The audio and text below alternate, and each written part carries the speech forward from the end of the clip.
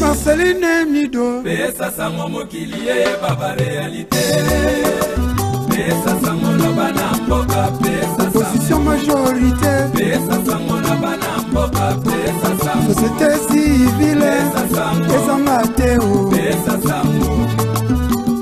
sango na bana mboka Pesa sango combattant ba résistant Pesa sango mokilie baba réalité Pesa sango na bana mboka Pesa fonctionnaire à l'état Pesa sango na bana mboka Pesa Marceline Mido Pesa sango na bana mboka Pesa sango Marceline Mido Tina Bilili eza nini soki Congo Bololo show ezate signé Michono Caspe spirituel Igwe de la presse congolaise. Bonjour mesdames, bonjour mesdemoiselles et messieurs de partout où vous nous suivez, de partout vous êtes connectés toujours sur Congo Bololo, votre émission que vous aimez beaucoup. Alors on a pourquoi on a l'élo. Nous avons un grand plaisir, Yako Yambela Bino, un grand journaliste. Voilà, Tozo Benga est vraiment journaliste renommé international. Oyo, Azosa la fierté na biso ba congolais. Pour la première fois dans notre émission Congo Bololo, Toko Lukato recevoir par rapport à l'actualité ya Congo. Pino moko boyebi, makambo eso s'est passé na RDC Mboka na biso. Et voilà, ce soir, on avait eu coup de fil tellement ébélé. Tout va bien un peu de partout. Les gens m'ont demandé, maman Marceline, est-ce c'est possible? Il y a le grand journaliste Papa Kwebe Kimpele. Alors ce soir, Tosali est fort, il y a Kozoye. Nenge Bosenga Kibiso, parce que Bolobaki maman, Tozana a besoin, Papa Kwebe Kimpele, Ameka Koloba, par rapport il y a. C'est comme si la Mouka est comme divisée. C'est comme si la Mouka baza ensemble. Mais toyoka point de vue na toyeba au juste est-ce que à venir il y a la Mouka et zalolengenini parce que tozana a moi confusion totale. Alors ce soir tozana a un grand plaisir. Yako Yambela Bino, le grand journaliste international a travaillé qui pendant très longtemps la période il y a Papa Nabiso Papa Mobutu président Mobutu a Koufa mais lelo oyo tozali na awana diaspora pour la première fois tozo keneko yambaye et voilà tokolukato poser ma question mais nake directement pour introduire le grand journaliste Papa Kwebe Kimpele. Bonsoir Papa Kwebe Kimpele. Maman Marceline, merci, bonsoir. Nayo pe na baladi nyonso ya émission nayo Congo Bololo na pesi bango merci mingi pe losako pe na pesi bango espoir na pesi bango edisi ande ba lobaka na lingala na pesi bango bolingo na pesi bango makanisi na ngai nyonso positive epai ni binso bango bazwani.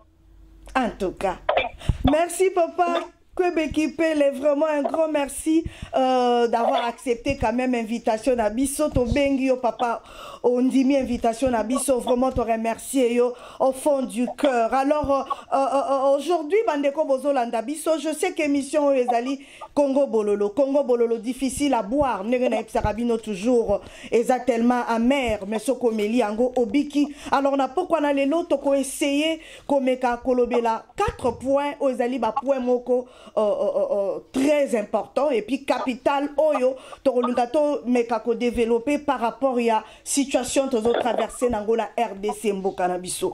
Alors torolungato mekako débattre par rapport à un retour, Tomoni Moïse Katumbi a kozonga le 20 mai, a annoncé qu'il n'a point de presse naé son retour le 20 mai. Et en plus de cela, Tomoni Papa Nabiso Martin Fayulu Mwana Mboka, Oyazala qui s'engage, qui continue, qui réclamer vérité des urnes comme d'habitude. Et puis ton moni maman Nabiso Bazaïba, peut annoncer retour, il y a Mwana Mboka Jean-Pierre Bemba.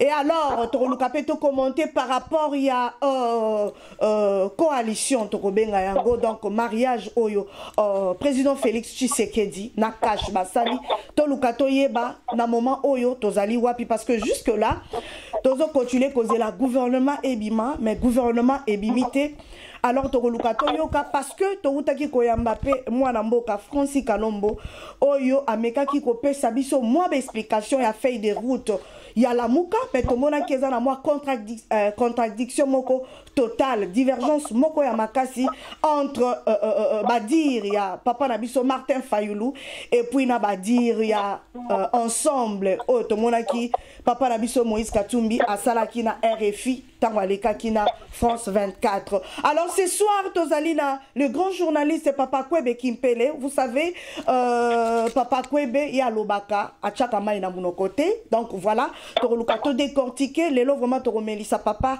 ata 5 litres à Congo Bololo koto ka toute vérité ou ekobima par rapport ya Lamuka. Voilà.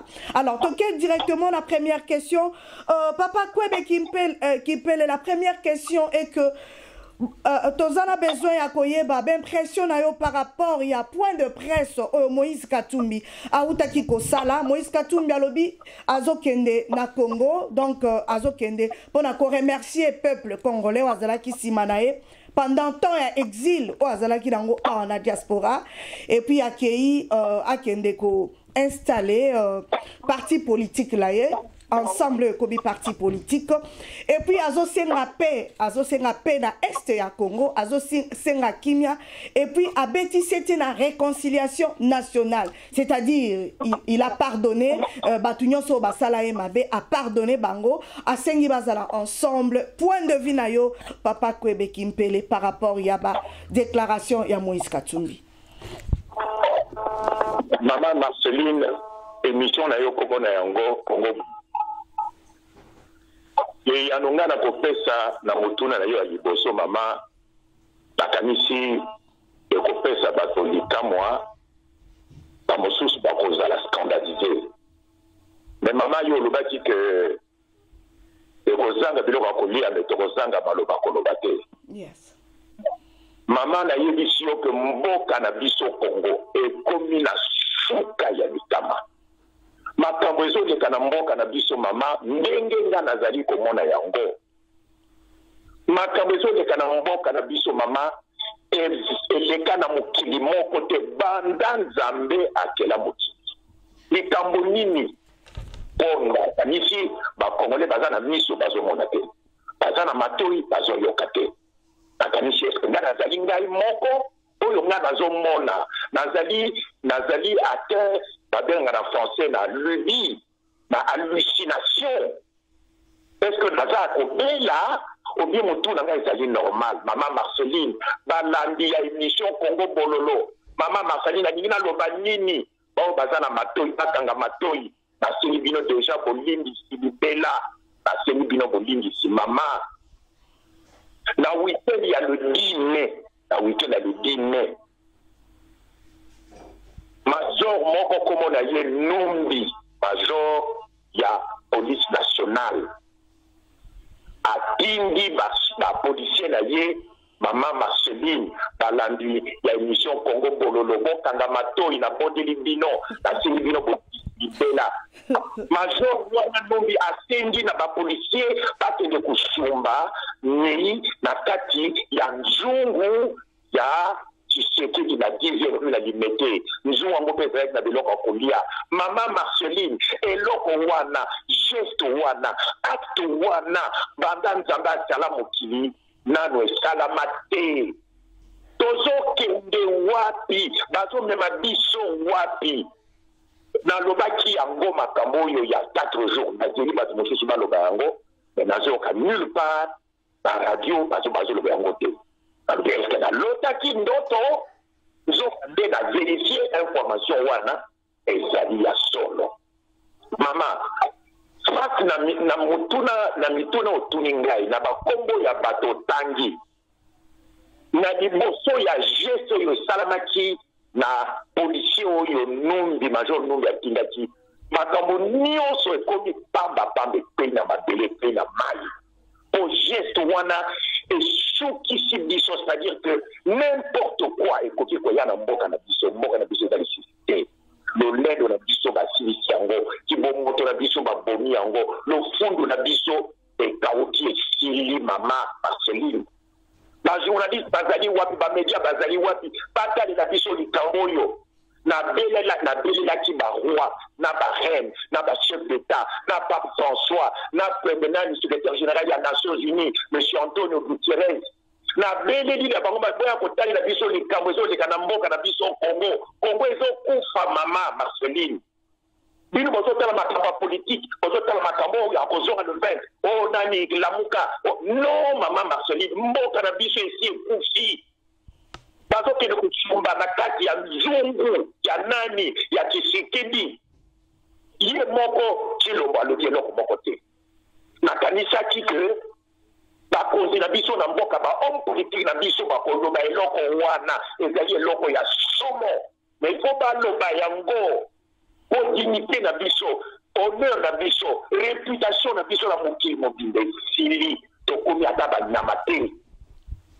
toza lisusu banyama te tokiti na se ya banyama mama Marceline yango na biso bisali motuna nini bakokotuna ngai yango nini ngai nakopesa eleka makambo oyo esalamaki na 10e rue na ndako ya Tshisekedi oyo polisi akosimba na kati ya nzungu na biloko kombia na kati elingi kolakisa nini papa Kwebe mpona yo olingo interprétango elingi kolakisa nini spirituellement je dirais on dirait wana na yo to mama Marceline ezali signe ya suka c'est-à-dire que Congo eza lisusu te bakongolais bazali lisusu te tozali lisusu bato te tozali lisusu kutu banyama te mboka na biso ezali lisusu te n'importe quoi ekoki koya na mboka na biso mama Marceline ezali signe ya mabe ezali signification ya anéantissement ya bakongolais nyonso po tozali lisusu bato te tozali mpe lisusu banyama te tokiti na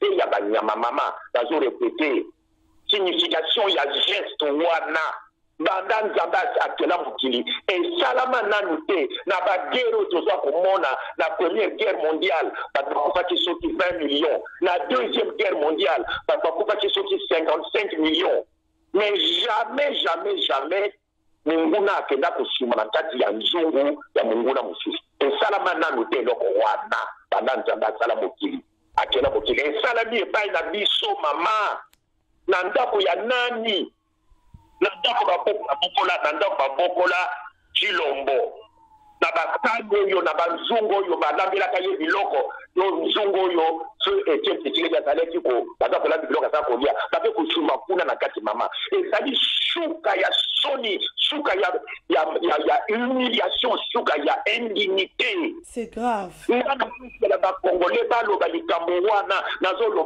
papa Ayunu aloba likambo wana nazozela Jean-Pierre Bemba alimbola likambo wana nazoluka cardinal ya Kinshasa aloba likambo wana bamedia baloba likambo wana nazeli pendant 4 jours mutu moko azoloba te est-ce que nalotaki ndoto est-ce que mutu na ngai esalaka bien te obi eza makambo ya solo na verifie makambo wana balobi Dieu Kwebe ezali ya solo mama epasi nga na yali awa depuis soki toloba 6 jours depuis makambo wana esalami mama nazali lisusu ngai te nazali lisusu ngai te mama nabeleli mokili mobimba baya kotala biso Kongo ezolimwa bakongole bazosila toza lisusu te mama au geste wana ezali elembo que le Congo n'existe plus bakongole baza lisusu te mama alors makambo mosusu bozoloba moto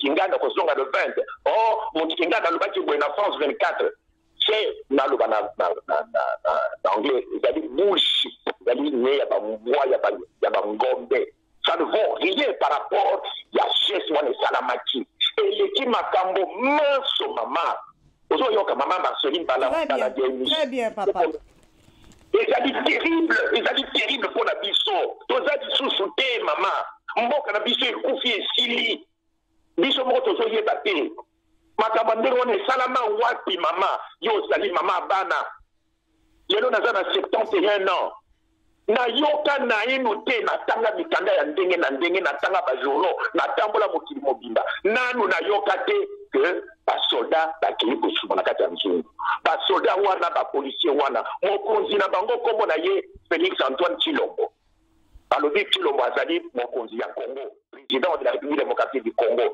Yenda Zali, commandant suprême des forces armées et donc de la police, de la gendarmerie. Et pour ndenge nini, major wana apesa, mitindo apesa ordre na polisa ke nokosumba na kati ya nzungu ya président. Soki basali boy na président na nzungu ya liaka basuli kuna. Mama ebongo biso bato ya pamba bakosala biso nini? Ndenge balobaka na Bible. Si le bois vert est ainsi traité, qu'adviendra-t-il du bois mort? Biso tozali le bois mort, biso oyo, bato pamba. Et bongo yé penza président de la République, policier, ate kusuma na kati ya nzungu na ye. Alobi ye moko penza président, alobi ye loko moko te, nazozela, Chilombo, aloba, baluka policier wana, bakosala iso kimini nga na yebite. Et rien, ti le l'autre aza autozone. Et l'autre mon côté, tozali banani, maman Marceline, tozali banani, ye Chilombo, azana matoi, azana bongo, azana miso. C'est quelque chose d'épouvantable. Et ça dit ignominie, maman. Donc, si vous avez voilà, la mouta, Jean-Pierre Bemba, mon colonie de Kinshasa, Moïse Katouda, mon colonie de Kinshasa, tout cela, maman, ils ont dit, il y a pamba, et ça, la valeur de mon côté, et ça, la moutou de mon côté, et ça, la dîne de mon côté, par rapport, il y a juste les salami, bah, policier wana batinda tiye soki na major nombi. Bon, maman, mais ngai na kotima motuna na yote. Akotima te, na ifale boso na sanza makambo wana po. Exactement.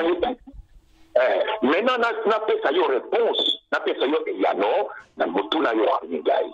Maman, mboka na biso Congo ezali na crise politique te. Ba politicien na biso nyonso, maman na lobi boye, ba politicien na biso nyonso, sans exception, babunga nzela, maman, mboka na biso ezali na crise politique te. Soki ezalaka na crise politique, maman, nde élection ya 2006 ne esilisa yango.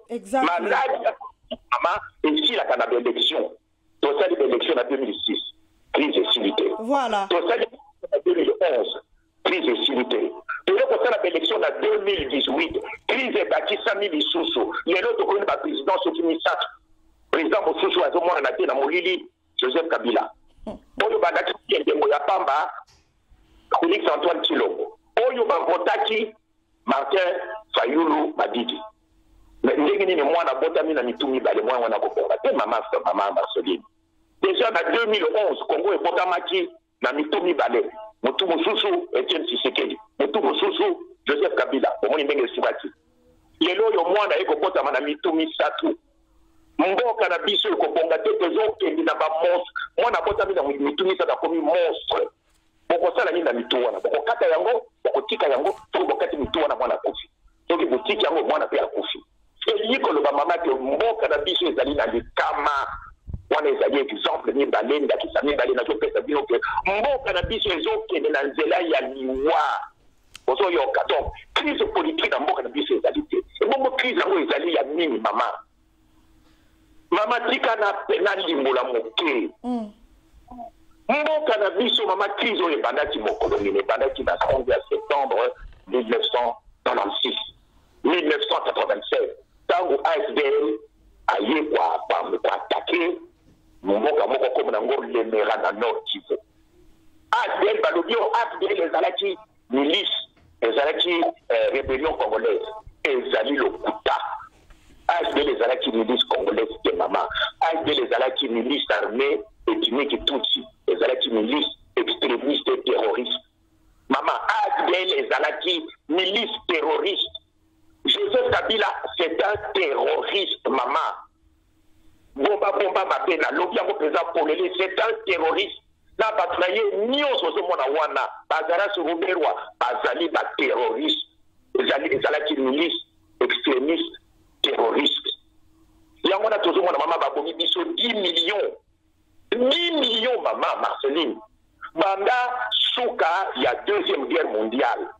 Le 8 mai 1945 bauti ko célébrer moko yebi bauti ko célébrer taka Nikoloyo dans le 74e anniversaire ya souka ya deuxième guerre mondiale. Guerre de bitumba oyo penze rumeli mingi pe bomi batutoye ne bitumba kwa la biso. C'est le conflit armé le plus long et le plus sanglant depuis la Deuxième Guerre mondiale. Mais bitumba on a Congo bazolo ya côté.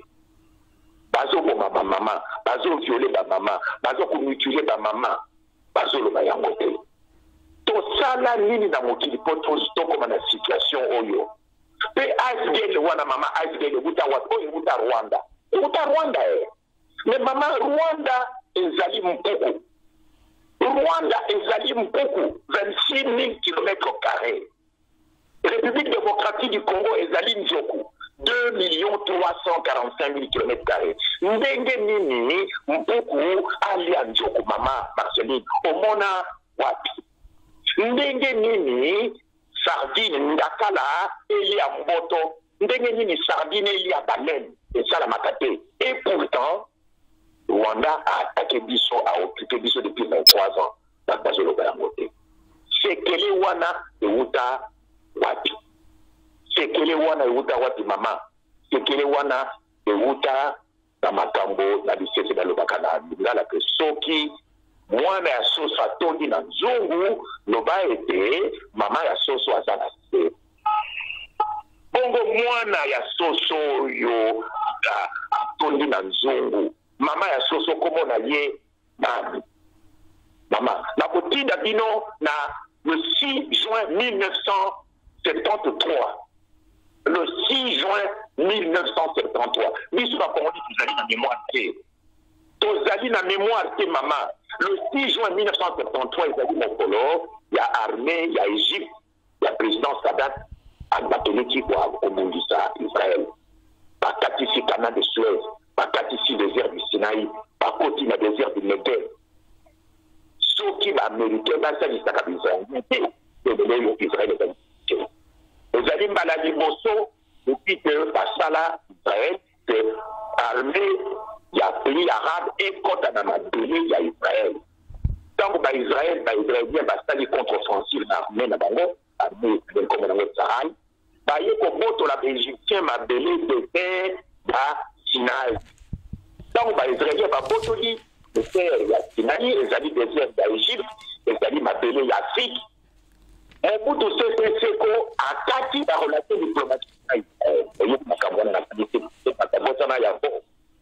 Akati la relation diplomatique na Israël, pe ba mboka ebele ya Afrique balandi ndakisa ya Congo bakati pe la relation diplomatique na bango na Israël.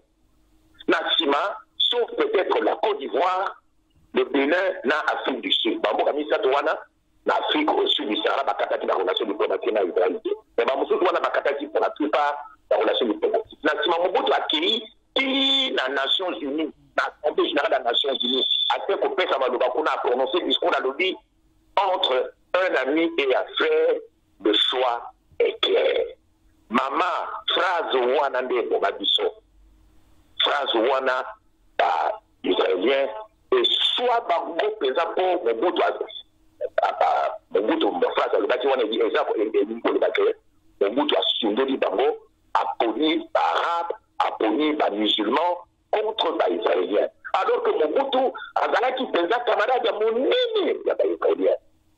Brevet na ye ya parachutiste a zwaka yango wapi na Israël. Omoni donc ba Israéliens ba moni que Mobutu a sali nini a sali trahison. Yango na ba lobi bongo sikolo biso peut être sala nini, to sala vengeance. To sala vengeance. Yango na ba ke kopesa minduti. Apesi mbongo, apesi équipement, la FDL, pour la mini, pour baya kolongola Mobutu.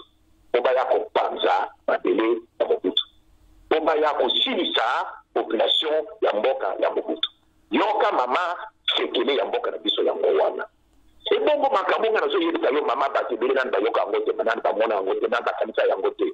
Omoni ke makambo na yebiso ezali mosika penza, na makambo yo ba politicien na biso baza koluba baza kosala. Eza mosika moto moko te parmi ba politiciens oti kotanga kombo ezala papa Martin Fayulu, ezala Moïse Katumbi, ezala Jean-Pierre Bemba, ezala Antipas Namwizi, ezala Freddy Matungulu, ezala nani moto nyonso na moko ayebi makambo wana te ebongo bango bazopatapata bazowayawaya bazosala banani badiscours bazosala baélection makambo eza kosila te mpo diagnostic ya monganga eza diagnostic ya mabe oyebi yo moko mama soki monganga atali yo na nzoto asali diagnostic ya mabe bakoki kopesa yo kisi ata ndenge nini bokono wana okobika te bokono ya Congo mama engumeli depuis 23 ans lelo oyo bakomi kolamba bakomi kozumba bamini na kati ya banzungu ya ndako ya chef d'état omoni ke maladi yango ekomi mpenza lisusu maladi ya pamba te ekomi maladi ya liboma maladi ya liboma mama tozokufa na maladi ya liboma na Congo po baopolitike na biso babunga nzela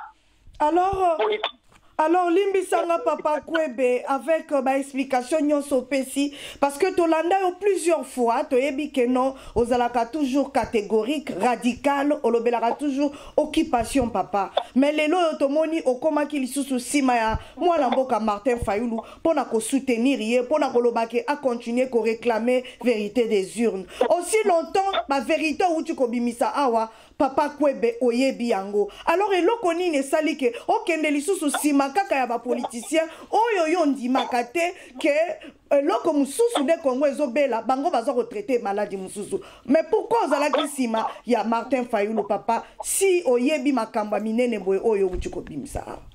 Mamanga na keliki epa ya Papa Fayulu liboso po babondela kingai. Ya liboso batingaki ba délégation minei. Délégation minei mosusu uti na Bruxelles.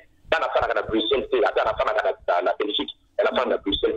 Dans mon sens, à Paris, 2 délégations et vous êtes Paris, pour bon de la Gana Balobi, de Coco, de pour ça, papa, Martin Fayulu Mati. La Yébichi Baton a lobby, crise à Congo, ils ont une crise politique. Mon bon carabis, ils ont eu dans le groupe d'Amboté, il y a un Rakosal, maman, la commune Mikanda, Mbala Liboso, na pesa ki balobana epa papa Fayulu ezali mokolo ya ateli na université de Flamand na Bruxelles motuna nga na tina ki mama Marceline Soko Yisoko ozali lisusu na mémoire na yebisaki ye polele na misa patron sa lobi mboka na biso ezali na crise politique te ezali na crise économique na lobaki yango polele na lobi na kati na kati ya Tolanda yo papa. Olanda ki yango donc nga na boni na bungi nzela te na kebiki kuna pona yebisa ye vérité na lobi papa obungi nzela okende nzela ya politique te soki mboka na bino ezali occupé mama Marceline bandeko balandi ya émission Congo Bololo soki mboka na bino ezali occupé bokende na baélection te kokota na nzela d'élection te mpona nini po soki mboka na bino ezali occupé vérité des urnes ezalaka te ezalaka kaka vérité ya occupant de moto akoloba yo olongi te ndenge elekaki na 2006 na 2006 tema moto élection azwi te na 2011 Etienne Tshisekedi moto alongaki d'élection akoti nzela impériaux ti boya ye kokufa ebembe na ezali awa na Belgique na 2018 papa Martin Fayulu moto alongi élection mais azwi te mpona nini parce que mboka soki ezali occupé vérité des urnes ezalaka te soki ozali politicien fo yiba makambo wana donc nga napusanaki pembeni ya papa Fayulu mpona meka koyebisa ye bavérité wana mama. Est-ce qu'asalelaki yango ou pas papa Kwebe Kipele? Mais mpona ngai jusqu'à présent namoni changement moko eza te nakendeki ti na Londres nanandaki ye ti na Londres pour tout ça là, tout lancer fundraising, campagne à fundraising pour les choses là, pour pas financer nani campagne là, pour financer opération il y a qu'on récupérer pouvoir parce que dans le gars qui bouille nasima il y a mouvement ou dynamique il y a la moka dans le gars qui la dynamique la moka il faut tout lancer dynamique ya nini dynamique ya téléma na commune Kanda mama na bien na zo bana boye na komaki memo na sali makambo nyonso sali argument nyonso ba pesier na le dit papa Fayulu la muka ezalaki plateforme électorale yo aussi d'élection il faut que mwaka kotia la muka pembe eza so na tina mon côté ezali lisusu na tina moko te yokomi kotambola tambola partout olobaka lobaka ozosala bacampagne électorale campagne électorale esila o élection wana yo moto olongi yango bongo ozoloba ozosala lisusu campagne ya nini tika na moka kota nzela ya nini ya mouvement telema na nsima ya telema okolanda nzela ya nini ya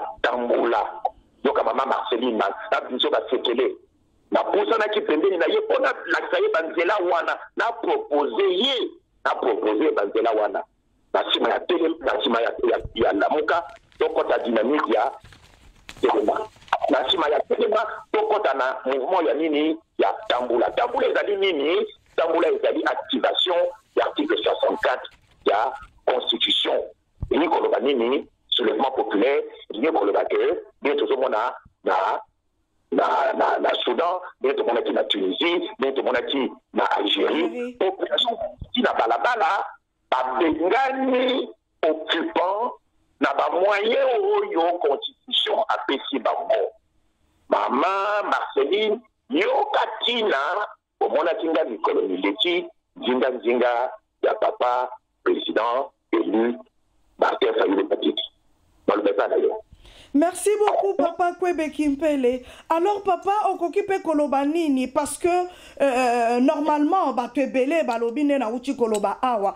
Ebelio toujours na au côté les melaka occupation, au dénonçaka occupation ya Congo. Bino na Papa Nwanda bozalaki na même même comment dirais-je, bozalaki na même message au bobanaki ko passé pendant très longtemps bané ebelé. Et du coup, to monio komi si ma papa Martin Fayulu ebele ba traité qui ont des tribalistes Olandi Mpangi OK ko supporter Pangi et consort mais les autres yo koyoka quand même ba vérité pour nga boko na mitunaki mais qu'est-ce qui se passe na batu nyonso na papa Ngwanda o peto yebaki ke ya telemelaka occupation yé pas se rapprocher na nani na Martin Fayulu. Est-ce que vous avez un mot à dire et lokonine surtout na papa Ngwanda parce que papa yo to yebi yo oza un politicien te ozali grand journaliste ou asala comme analyste politique ozo bundela mboka na yo mais ce qui totali papa Ngwanda oyo quand même azalina un grand je dirais un grand parti politique lokola apareko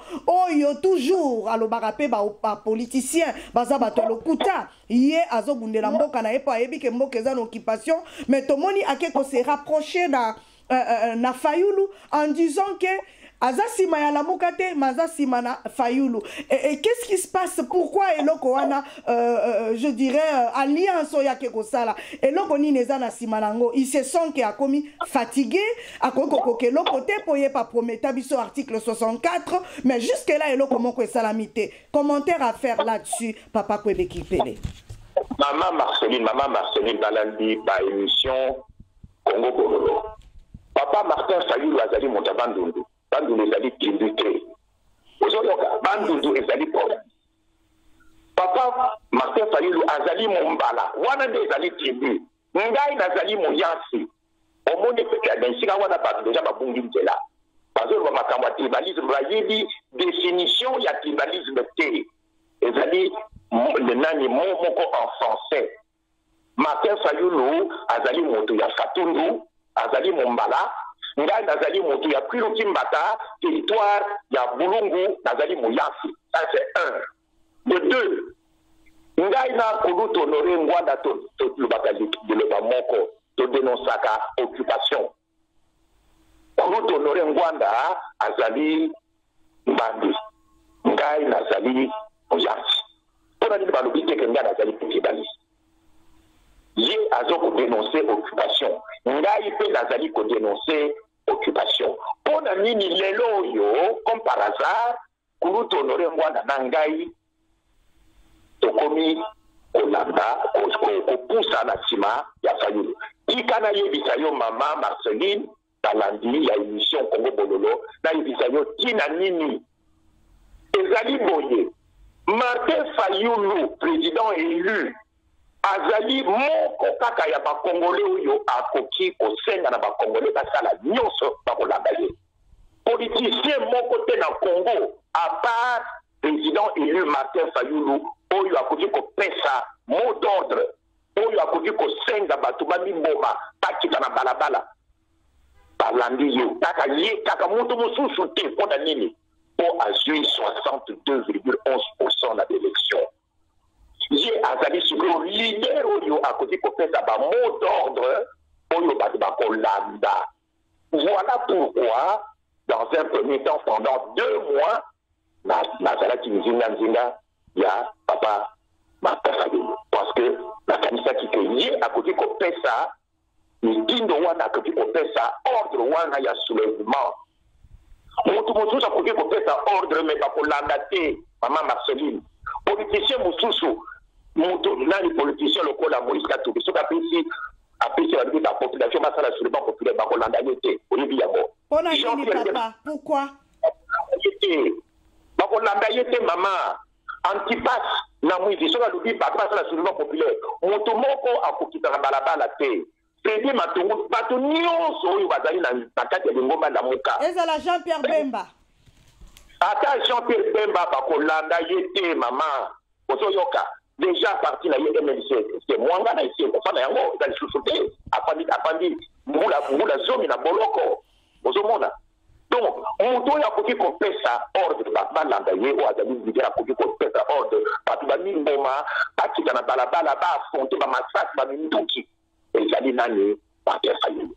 Yango wana biso tolobi au lieu to critiquer non ba non yo bungi nzela ezali occupation militaire tolobi mo likambo te totala soki akosuka wapi soki akokende tina suka ya logique wana babotoli ye pouvoir babotoli ye victoire sikoyo fo abongola maloba na ye abongola makanisi na ye aloba te ya solo tozali na kati ya pouvoir ya occupation.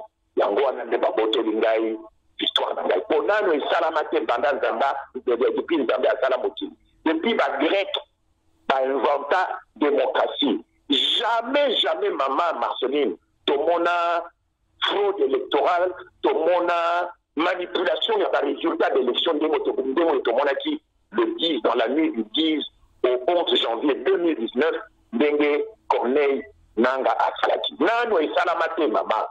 Ezali soka ya scandale. Voilà la raison pour laquelle ngai natiaki moi Elitia na motu ya papa Martin Fayulu. Nakanisaki ke na sima lamuka akokota na logique ya Telema. Et puis na sima ya Telema akokota na logique ya nini ya tambula ya soulèvement populaire. Parce que ye kaka ye mei moto mosusu te akoki kodéclencher soulèvement populaire bakolanda ye populaire bozomona bisika biso azoleka bato bazolanda ye. Mais papa Kwebe, excusez-moi papa Kwebe Kipele nakata omaloba papa. Mais ce que lobi ke mot d'ordre yeso kapesi mot d'ordre peuple akolanda ye. Menga na kondima yango te papa parce que peuple wana c'est comme si a mesana na eba spectacle soka yoki ke politicien songolo a outi poto par exemple ou bien a outi côté tel surtout ceux qui ba outi poto ba yaka kaka bongo ezala Félix bakotonda ezala Jean-Pierre Bemba bakotonda ezala Moïse Katumbi bakotonda mais papa tango ekomaka na ba mot d'ordre ndenge yo outi loba awa Martin Fayulu apesa ba mot d'ordre papa 2 ou 3 fois peuple abimate.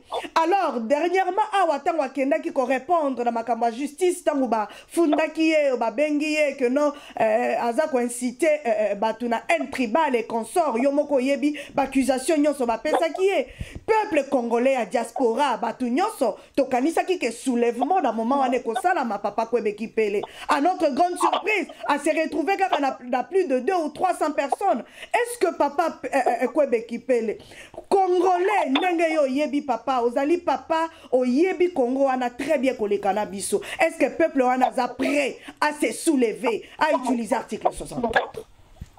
Maman Marceline liboso yo aux journalistes ozali mopanzi sango olobi que peuple akolanda ye te mais peuple yo moko ozoyoka ndenge bazosenga minduki maman Marceline akosi te ezala na place na njili Saint-Thérèse ezala na Kikwit ezala na Kisangani bisika minso place ya papa Fayulu aza koleka population azosenga bapesa bango minduki mama bongo soki moto andimi munduki akoboya kubeta yango soki moto andimi asengi minduki akoboya kokufa te mama na esika wana bongisa maloba le peuple est prêt pour le soulèvement populaire mazozela Fayulu apesa ye ordre ya liboso ya mibale kokende oyo président Fayulu atendiki na bureau ya procureur général oyebi kakendeki wana basi balongoli déjà convocation basi balongolaki convocation déjà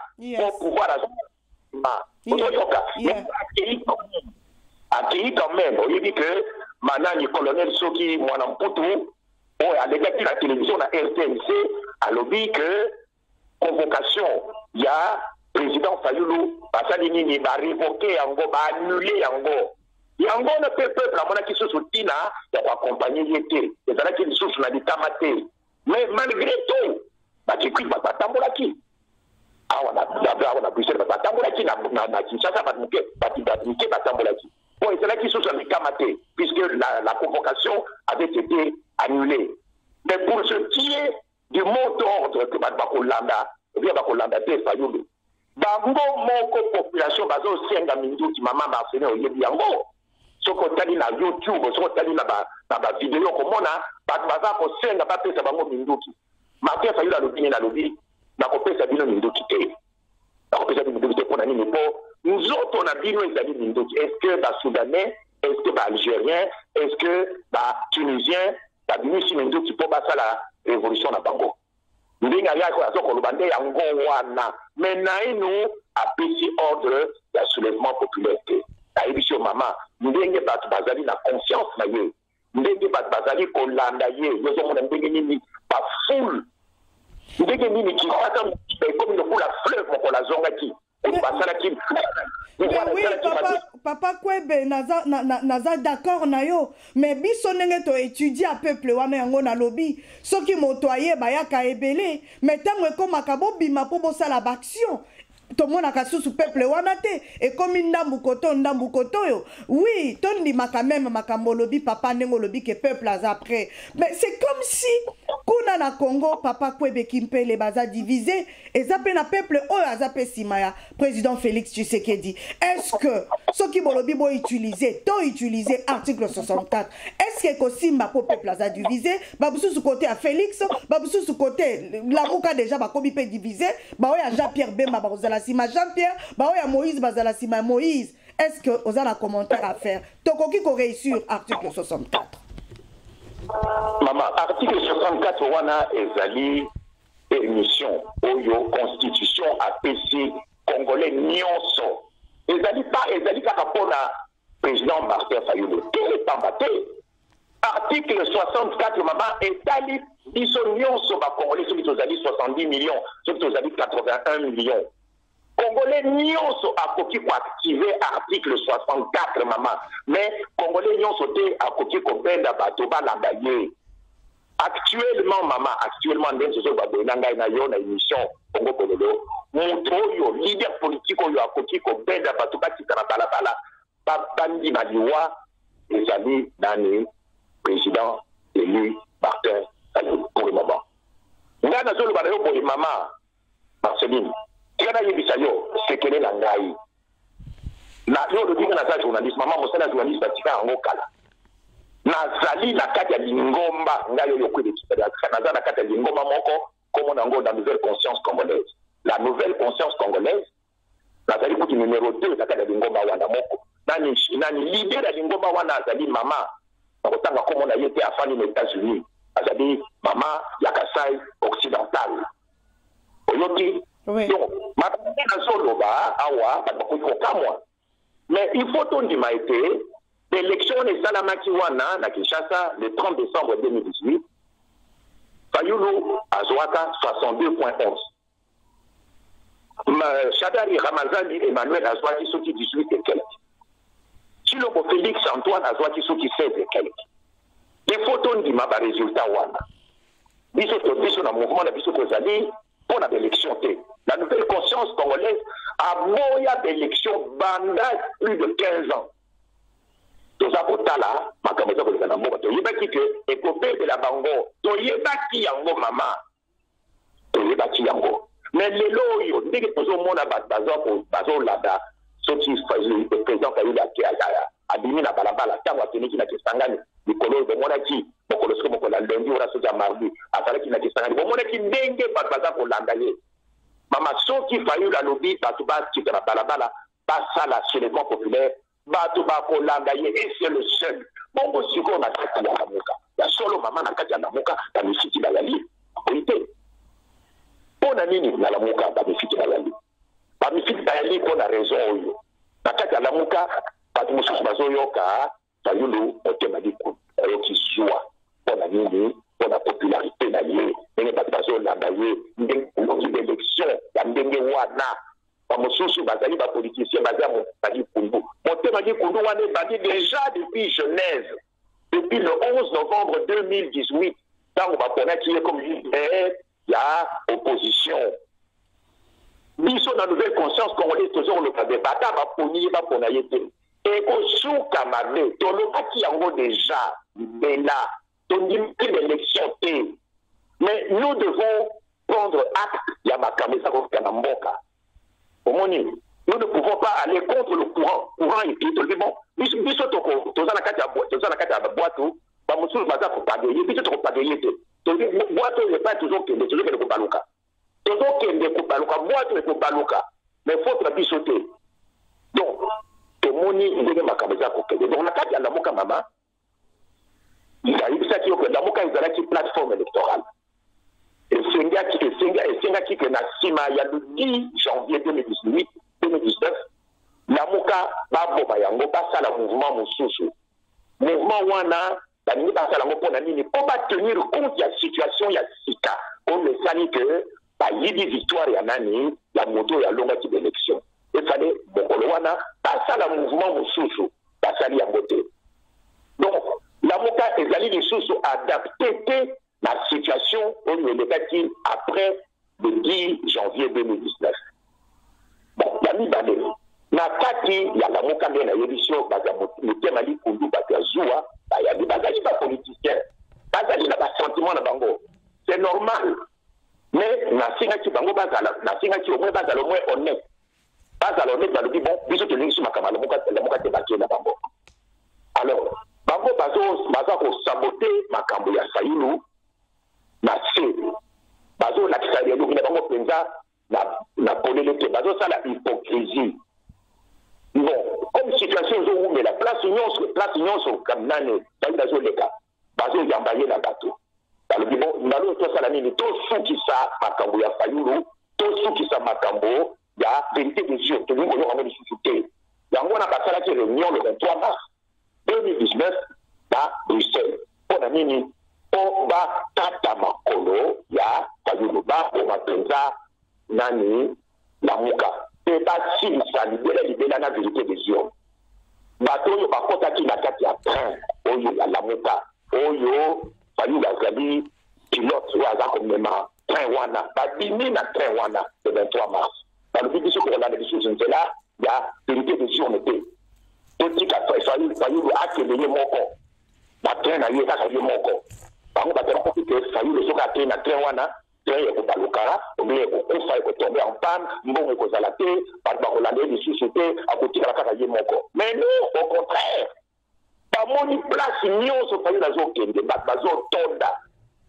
train ezokende kutu mbango koleka balobi non tosalaki erreur baye kokota na kati ya train lisusu na misala esalami awa na Brenda Le basali stratégie ya sika ya mitema mabe oyo endakisi basapesa mitema mabe bakoti lisusu na gare ya Brenda Le alors que babimaki na gare ya Bruxelles le 23 mars ekokota na gare ya Brenda Le soki le 7 mai wana bakoti lisusu na kati ya train na gare ya Brenda Le balobi yo Fayulu okozala lisusu nani pilote chauffeur ya train oyo te balongoli ye bakamati nani bakamati Moïse Katumbi le président en exercice mama omona wapi lingomba moko président ayali et leader ya mouvement wana ayali moto alongaki élection ezali Martin Fayulu ye nde azali leader ya mouvement ye nde azali donc président ya mouvement non yo nani Fayulu yo ozali président te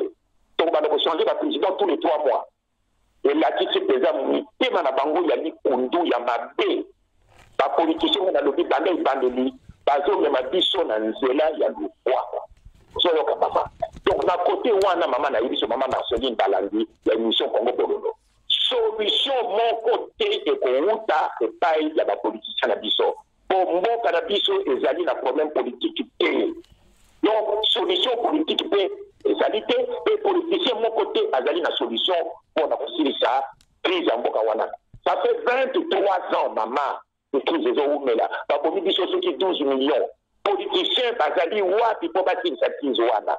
Donc bazali na solution te mpo bazali na schéma na makanisi na bango ya kosilisa crise oyo eza makanisi ya mabe. Mpo na nini mama napesa yo ndakisa soki moto ate na zamba baswi ye na nyoka ya mabe baswi ye na nyoka ya mabe apakati mbangu azongi na mboka ati eza munganga motuna ya liboso munganga kotuna ya koloba na ye ndeko nyoka wana aswi yo kombo na yango nini. Il faut bayeba kombo ya nyoka po ete bapesa yo anti-venin oyo ekoki koneutralize venin ya nyoka wana.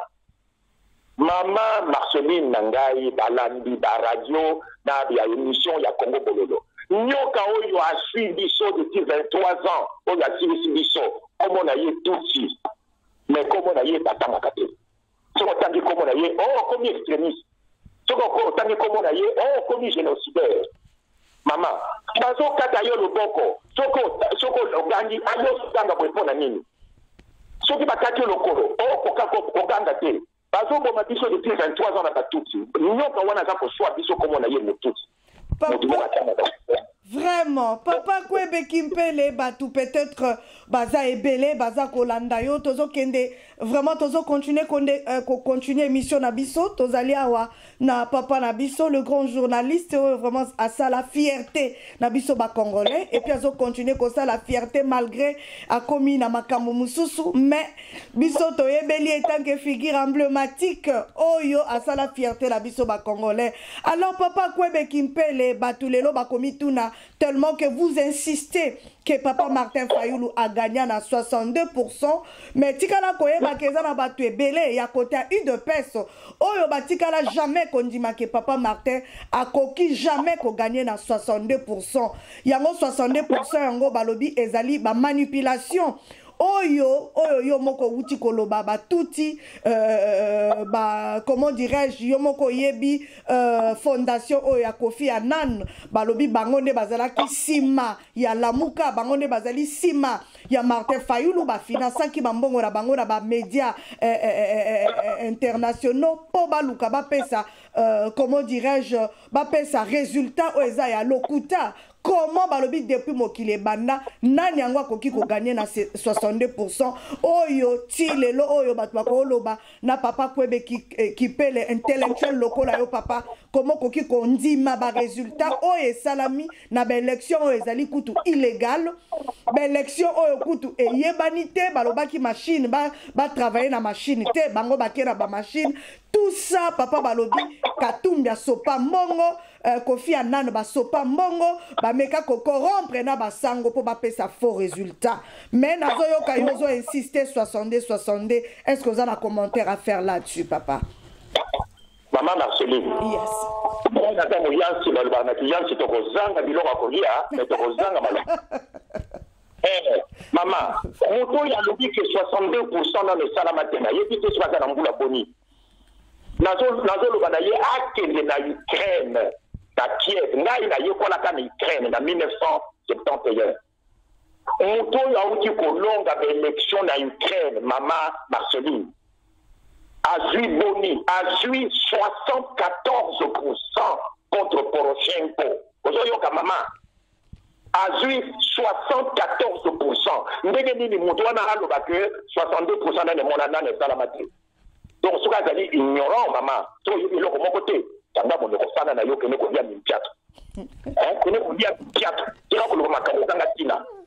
Donc président ya Ukraine oyo ako katandai ako lapandai soki lundi soki mardi ya pose ya lobby a joué na élection 74%. La Belgique va le baka 74%.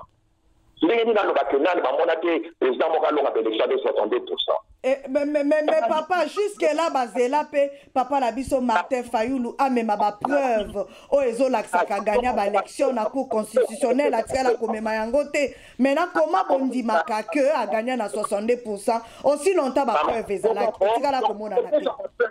Ça n'a pas de preuve. C'est là nani. Il a que Sami Balé. Président nani Jacques Chirac. La deuxième tour d'élection, tant que la deuxième tour d'élection avec Jean-Marie Le Pen, président Chirac a soit Tiboni. 85% maman, 85%. La deuxième tour d'élection, il y a France face à Jean-Marie Le Pen. Donc, Mouto, il y a 62% de mon anité, Aïdi et l'autre de mon côté. C'est un ignare, c'est un ignorant, je suis désolé. Aïdi, comme on a été meillé à Tomolingaï. A Tomo Linga, il y a mis balé sur eux ma preuve. Maman, preuve à Liboso Yangoyo. Le 30 décembre 2018, ma candidat, les 3 premiers candidats, c'est qui Félix Antoine Tshilombo, Emmanuel Shadari Ramazani, na Martin Fayulu Madidi, Batoumi Sato. Bien. La sima ya d'élection. La longue le 10 décembre, la longue le 30 décembre 2018, sur on a dit après le 10 janvier 2019. Shadari Ramazani Emmanuel Yemoko a lobby Félix Tshisekedi a combattu 3e na sima na ye a zoati 16%. Wanande Ramazani Emmanuel Shadari Motalobi Yango. Et puis papa bino boko ekonima ke Félix a cause à la 3e, Shadari à la 2e, papa tabalobi 6 mais balo 9. Est-ce que yoka yemoko Nani Tshilombo n'a jamais contesté des résultats wana baba na yebisa. A contesté yango te yemoko. A contesté yango te ya liboso. Siko mama pose ko sali d'élection mama batinda kabanani ba témoin. Batalaka, basalaka, batanga ba résultat bureau de vote par bureau de vote. Ngai maloba na pesi chiffre na pesi à 62,11%. Oyo Martin Fayulu Madidi Azwati et outi nanani na 5 ba congolais ba EZEC.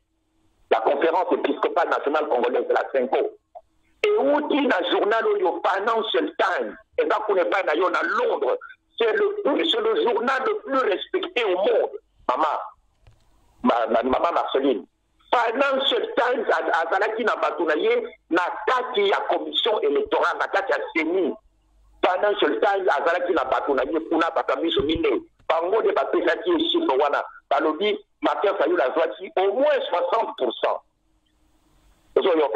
Siko papa kwebe kipele limbi sanga papa pona souleva ki déjà poe ya koloba Kofi Annan sopi mongo ndenge bato ayi de pes bazoloba. Alors papa kwebe kipele vraiment où tu komeka ko expliquer que ozali oza quand même na ba exemple ya kolakisa ke papa Martin Fayulu a gagné ki élection. Est-ce que tu peux finir côté wana poto kota na question mususu pertinente au peuple azozela na poser au yango? Oui, maman, l'élection des alliés et le Congo est composé. Ce qui va contester le résultat de l'élection, maman Marceline, ça la famille, ça la recomptage des voix, accueilli bureau par bureau, il y a vote, batali, bulletin de vote, batangi, ya bopobaye, nani, ya solo motalongi. Batoyo, il y a eu des personnes qui ont contesté victoire, il y a Fayulu. Bango, est-ce que ça qui recomptage la voix? Hein? Bapesi résultat nini.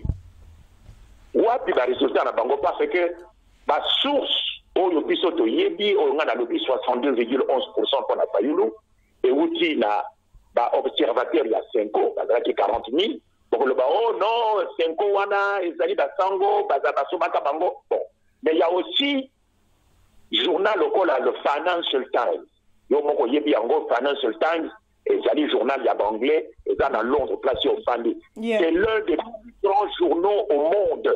C'est l'un des journaux les plus sérieux, les plus respectés au monde.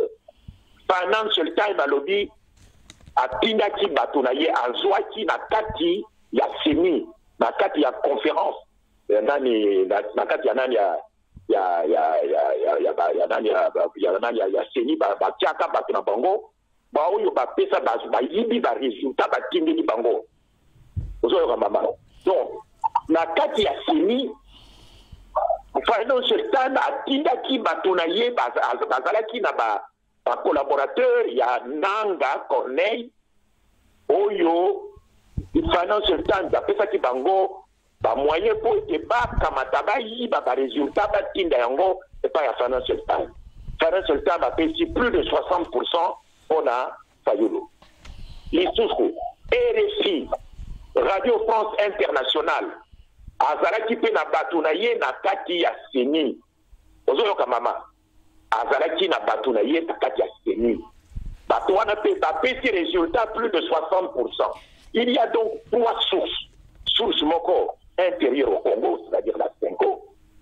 Source mibale ya Lifanga, source ya français, RFI, source ya anglais, Financial Times.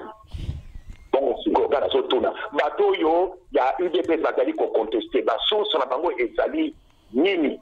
Papa Kwebe. Non, Papa Kwebe, depuis quand Batoupe Bakoloba, mais papa, depuis quand Yopo komi kondima mindele, otikala jamais kondima mindele. Mais comment les lots ko banda kondima ba média ya international pour na kokumisa papa ndengolobi ke bango balobaki est-ce que makambu vraiment ya Congo potondi makeza ya solo il faut mindele nde balobela biso Papa Kwebe Kimpele yo telemelaka bango mais ndenge ni na makambu Fayulu oza d'accord na ba résultat oyo média ya mindele bazopesa biso papa mama banalobi boye avant nga na pesa résultat ba mindele na lobaki boye soki bato ya UDPS bazali ko contester ba résultat wana ba pesa ya bango résultat bureau par bureau ba pesi yango te mama au contester c'est facile. Mais Papa Kwebe batu oyo bandimite ke Félix na gagné ezande na bango nde fo baya ba pesa ba preuve c'est pas na bato na muto babimisi ke yende a longi etumba bino nde bato bolobi ke non biso to gagnaki bolobi ndenge nini biso to gagné c'est à vous ya komema ba preuve yango na lobi ke bazela ye na cour constitutionnelle atikala komema ba preuve te selon bato ya UDPS balobi ti lelo oyo preuve mon côté Papa Fayulu atikala komema na cour constitutionnelle.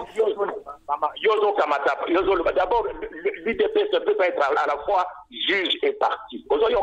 Yeah. L'UDPS ne peuvent pas être à la fois juge et parti dans les élections. Donc, Malobana Bango est à de mon côté parce qu'ils étaient partis. Ça, c'est un. De deux, il y a autant de Congo, il y a Cour constitutionnelle. Mais l'un des membres de la Cour constitutionnelle, l'un des juges, a démissionné qui pour Nini, Maman Marceline, aux amis journalistes, a démissionné qui pour Nini, pour à mon acquis, le résultat, il y a élection, il y a le 30 décembre 2018. À mon résultat pour Fayulu, c'est-à-dire, témoin, il y a qui dans le bureau de vote, qui n'a pas résultat bureau par bureau de vote. Bureau de vote par bureau de vote. Pas ça qui est en gros, maman. Mais Nani, UDPS n'a jamais donné les résultats bureau par bureau. A publié en gros dans les journaux.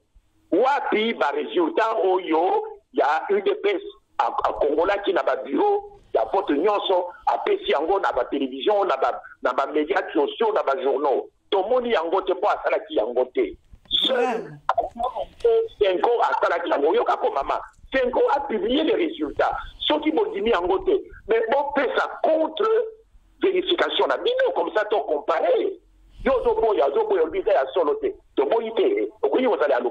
Mais pesa siko résultat na yo ozana yango te soto to sala beneni tokolo bato sala ndenge nini Papa Kwebe Kimpele. Alors Papa Kwebe Kimpele uti ko soulever point moko ezali très capital uti olobake ba politicien na biso bazali kosala mosala malamu te ba politicien na biso topesa bango confiance te nengo banda koloba banda kala papa Kwebe Kimpele outi ko soulever point article 64 papa na moment oyo tangu Martin Fayulu amoni ke ba résultat ebimi ke ya azali président de la République te cour constitutionnelle oyo bino bozo traité papa ke ezali cour constitutionnelle au Kabila mutaza ko diriger ba élection wana papa bango bayebaki très bien que l'élection wana tokoy kolonge tumbate parce que l'élection ndenge yo moko wucholoba et banda déjà na 2006 batikala jamais que proclamer moto oyo a gagné papa mais pourquoi ba politicien bandima ki ba kende l'élection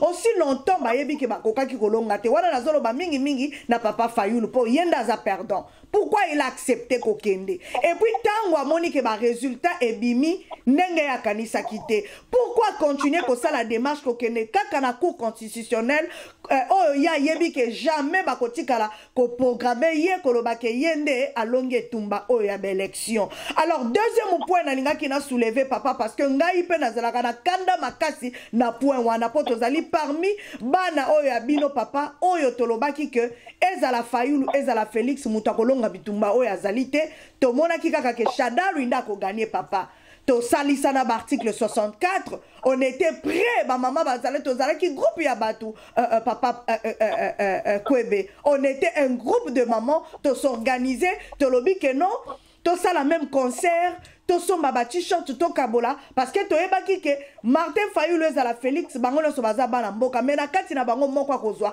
akozala te po to ebaki ka Kabila akosala tout Shadaru aleka to lobaki to ko utiliser article 64 peuple était prêt papa batu bazela ki biso nyonso tolobaki lokola papa Martin aboyaki alobaki ke ye avec machine a kokende te ye l'élection kokende kaka sans machine papa na minute asuka papa Martin e kondima akei na machine oh ya si aboyaki ne bandeli na suka nango on s'attendait que même tango l'élection et bimi po biso to ebaika ke mutu boko ko gagner te tant to e komona ke Félix abimi batu nyonso bakoma ki paralysé babi bon en fin de compte moi na mboka mutu abimi pourquoi to luka lisusu bitumba parce que to banaye koloba ezala Fayulu ezala Félix oya koleka to ko supporter mais na moment wana ya yebaki ke peuple azala ki sima na ye mais il fallait utiliser article 64 même avant à kene na élection pour bayebaki ke élection ne kozala ni crédible papa et kozala ni transparente mais basali bongo te ye atiki bongo moment wana batu bazala ki prêt ba se soulever papa Kwebe atikali ko soulever peuple te mais pourquoi batu bazomi tuna lelo oyo ndeko na ye oyo babanda bitumba pendant très longtemps azui pouvoir siko azoluka sala neni article 64 wana contre qui contre Félix alors avant à sala kangote pourquoi et puis akoya ko sala ngo moment oyo au peuple a commis divisé ba mususu pour ba mususu contre okoko répondre ni na mutuna wana papa maman Marceline yes. Ngana lobaki homme politique mon côté na Congo azali na solution ya crise ya Congo homme politique mon côté banda Mobutu akufa le 7 septembre 1997 homme politique mon côté bango banso ont échoué bango banso sans exception mutu mon côté a la solution politique Jean-Pierre Bakeliti na nzela ya rébellion soki mboka na bino ezali occupé mama bakebeke nzela ya rébellion teo bakebeke nzela ya maki ezali te po ozwa pouvoir nzela ya maki ezali po benga na monguna ozoyoka maba il y a une grande différence entre un maki et une rébellion Jean-Pierre Bayebi eloko wana te atandisi la France a été occupée par l'Allemagne. La Belgique a été occupée par l'Allemagne. La Hollande a été occupée par l'Allemagne. L'Union soviétique a été attaquée par l'Allemagne. Ceux qui mboka na bino ezali occupés na mampinga ya mboka monguna bakebeke na rébellion te po rébellion ezali pona kokamata pouvoir maki ezali pona kobenga na liboso monguna soki bobengani monguna na simande okotala basolo ezali pouvoir eta na biso makambo wana ba homme politique bayebi yango te ce sont des amateurs ce sont des ignorants ozoyoka mama nazo bango polele donc bamosusu balobi tokende nzela d'élection. Ils se sont trompés. Babungi penzela pour ceux qui mboka na bino ezali occupé bakendekende d'élection teo parce qu'il y a des élections en 2006, en 2011, en 2018, bango nyonso babungi c'est là. Les loyo, situation ezali nini. Chilombo azali pouvoir illégitime. Tandis que Kabila azali pouvoir d'occupation. Donc si votre commune n'a pas pouvoir mibale, oyo tozo mona na miso oyo ezali polele ezali visible, ezali pouvoir à Chilombo, pouvoir illégitime. Na sima nango ebakami na sima nango des pouvoirs d'occupation. Maintenant ça devient encore plus difficile pour na kobengana pouvoir d'occupation. Pour avant obengana pouvoir d'occupation, il faut liboso kobengana pouvoir illégitime à Chilombo. On dit mbeba ndenge komi, on dit difficulté ndenge komi et bakisami lisusu parce que jusqu'alors vous allez faire un pouvoir d'occupation to bengana bango bakili. Mais maintenant avant to bengana pouvoir d'occupation, il faut liboso to silisana na nani na pouvoir illégitime à Chilombo. Chilombo azali congolais azali mutu congolais lokola yona ngai. Ozoyoka ozomona wana eza difficulté mosusu. Asali trahison pour ayokani na pouvoir d'occupation.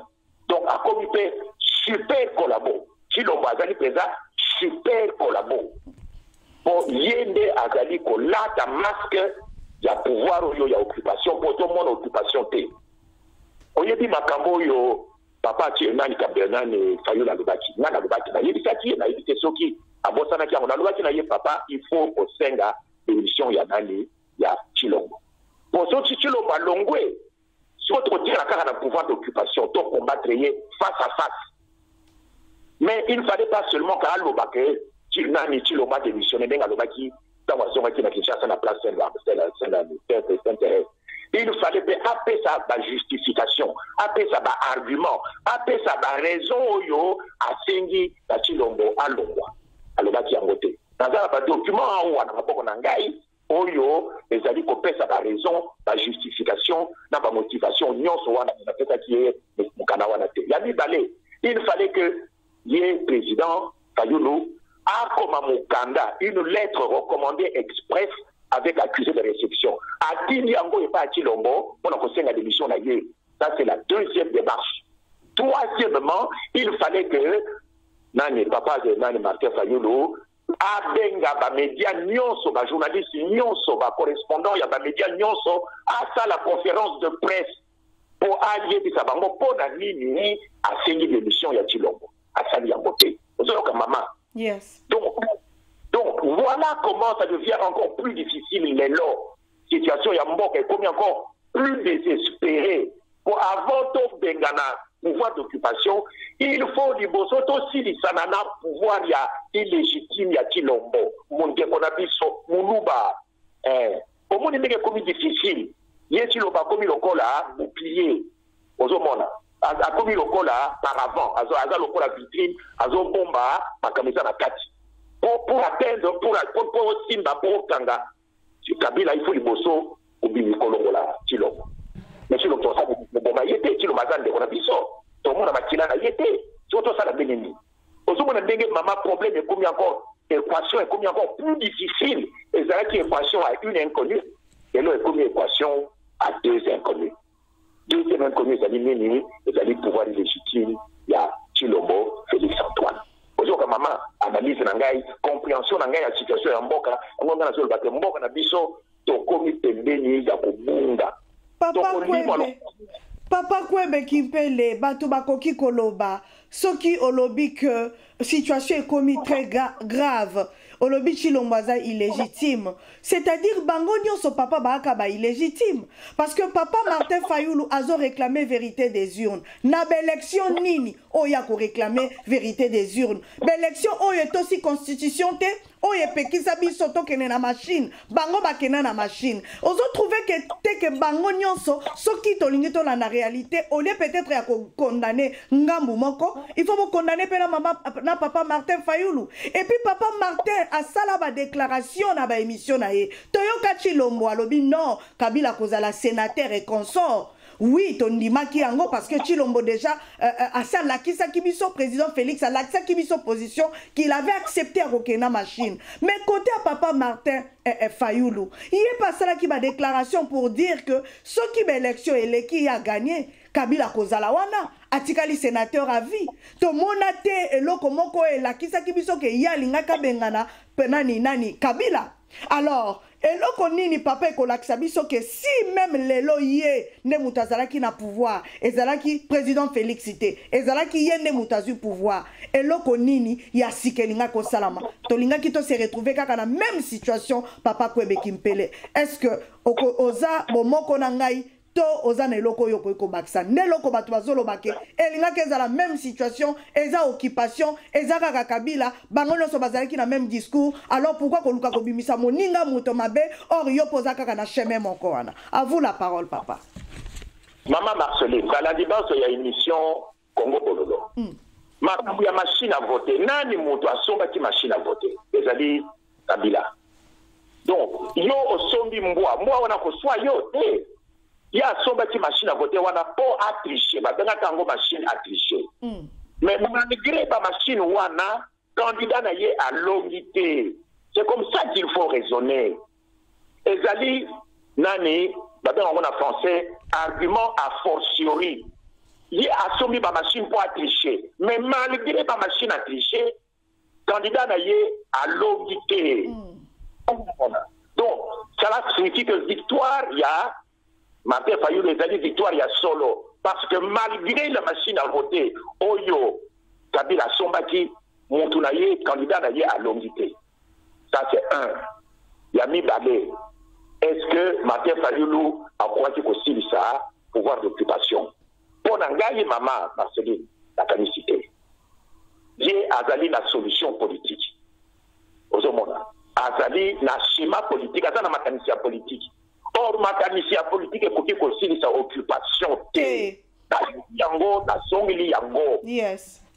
Tambo ya politique, solution politique na mboka na biso ezalité. Na kati ya FARDC, il y a plus de 500 officiers tout rwandais. Ata officier moko tout rwandais azate. Na Walikale, na territoire ya Masisi, na Rutshuru, na sur l'axe Beni Lubero Butembo, na Sisi Baraka, na Minembwe, ba boto libiso mabele, ba kolo mabele, ba kwa kufana na bakan de réfugiés.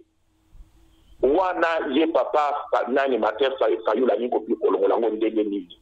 Parce que azali na armée azali na contrôle ya mbongo te ndenge salami na Kabila na Chilombo te talingaki asala ndenge nini mais wana ezali na français conjecture ezali ba supposition ozomona bazo sala ba supposition na ngai na kanisi mais alingaki akuta na mokwa alinga tuta libaku ya mabe parce que ya koka kite ko déraciner régime d'occupation wana avec des moyens oyo Kabila a payé. Kabila a payé puisque au moins il y a un avion il y a président a payé na Chilombo Chilombo Kamata ba vol commerciaux dans la gouverneur il y a le Kuta ya Moniato donc on a Zoé Kabila a accueilli dans au Katanga na poste na ya le gouverneur na avion privé na yé. Mais le président de la République, il y a alors qu'il est dans le Bumbashi, dans le vol commercial. Au monde à Wapi. Malobi yemoko muto alinga ngozo la sa simplicité. Ndeba malobi yemoko muto alingi yango papa. Mama, c'est-à-dire on est humiliation, c'est-à-dire et bongo avion yonani ya nani ya ewa boresi. Avion yonani kilo nani Kabila zo tambo na weza avion anani. Bateau, bazali simplicité, bazali, je ne veux pas être impoli, mais bazali mayele, et bongo nani, villa où il y a des présents pour faire la kuna nani na cité où il y a des nini. Et bongo mutuka où il y a des choses de la il y a $400,000. On a dit dans autant de la VWT, ce que ça dit simplicité. Hein? À ce moment-là, simplicité, quand on compte dans les vols commerciaux, mais à côté dans la voiture, il y a des VW. Hein? Mais non, maman, il y a des raisonnements à dire avec toi, maman, bato baliaka bongo bambwa batika kolia babongo bambwa epesaka bango liboma ozoyoka raisonnement na bango ezali raisonnement ya bumbwa ya banyama oh, sa simplicité un président de la République akotaka na vol commercial te parce que d'abord mboka lokola Congo avion à président et ali avion ya président et ali tozangi avion ya président te boko pona nini akota na vol commercial alors qu'avion ya président et ali bato bazolo baka simplicité balobi nini nesika wana ya mibale. Un président ne va pas dormir dans une villa. La résidence officielle du président de la République, nani azali kuna na kati. Ezali pe simplicité. Teme kinga kati ezali ayeboko Kabila papa. Est-ce que résidence ya président de la République la Congo wana ezalaka lisusu te, non? Na connaissance nanga papa on dirait ezalaka lisusu te. Mon galie mekufa.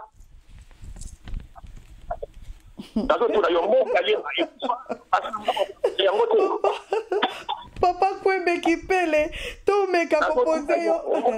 Résidence bane quand Tchatchi ndako mobutu kuna na quand Tchatchi kufa. Papa Kwembe, totikali vraiment na totikali na 10 minutes, totikali na 10 minutes ozo courir derrière ton. Papa Kwembe question bususu o peut-être tolinga kito meka komanyola mwa muke parce que où tu mentionné pour moko lobi ke batu ya lamuka bakomi na zuwa contre ye mwana mboka Martin Fayulu mais batu ebele balobi mais comment bango mutu basala Martin Fayulu bakene kozala na zuwa na ye et puis comment batu baza toujours koloba que non jalousie ezali balobi que non président Félix a trahir aussi longtemps muto abanaki trahison moto na yambo balobi ezalaki papa Martin Fayulu bayokani na ndeko na ye yo voter ngai yake ko voter matungulu batu balobi pourquoi maman Marceline sokozui papa Kwebe tuna ye pourquoi bazwa kaka mokumba nyonso ya mabe bachela président Félix Tshisekedi or muto abandi trahison ya liboso ezali papa Martin Fayulu.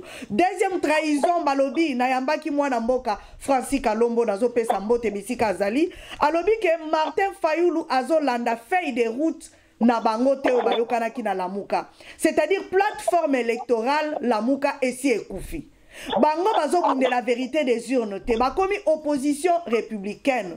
Alors pourquoi Fayulu tango azokene na Kinshasa azo continuer ko sala azo continuer ko réclamer vérité des urnes donc aza à la contre ya makambo oyo ba papier bango ba signa, c'est-à-dire quelque part ezali Martin Fayulu nde azolinga a se détacher na Lamuka po amonika komi na bato alors alinga trahir bandeko na ye. Point de vue na yo ko koloba nini na place wana papa so maman Marceline tatu balandi émission Congo Bololo balobi boye otika kolia mitu ya bambwa otika kolia bongo ya bambwa et bebisa raisonnement na bino ona nini le 11 novembre na Genève le 11 novembre 2018 est-ce que Chilombo oui ou non a voté pour Martin Fayulu? Oui.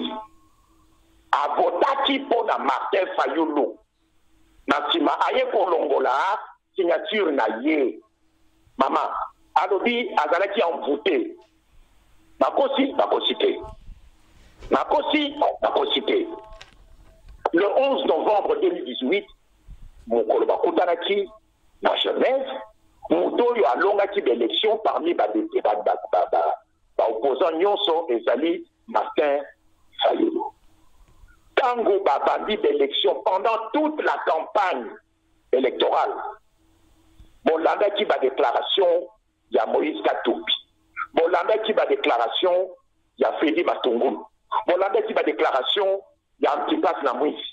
Bolanda batira kolia ba bongo ya bambwa mama bongo ya mbwa ezalaka na maladie ya liboma à l'état latent. Surtout bambwa et pas na biso kuna na mboka qui ne sont pas vaccinés. Omoni koliaka bongo ya bambwa ezali ko contaminer cerveau ya bato bakomi na raisonnement moko ezanga tina. Élection ya Martin Fayulu le 11 novembre 2018 na Genève. Chilombo a voté qui pona ye. Na sima aye kolongola signature na ye. Mbeba ewuti wapi.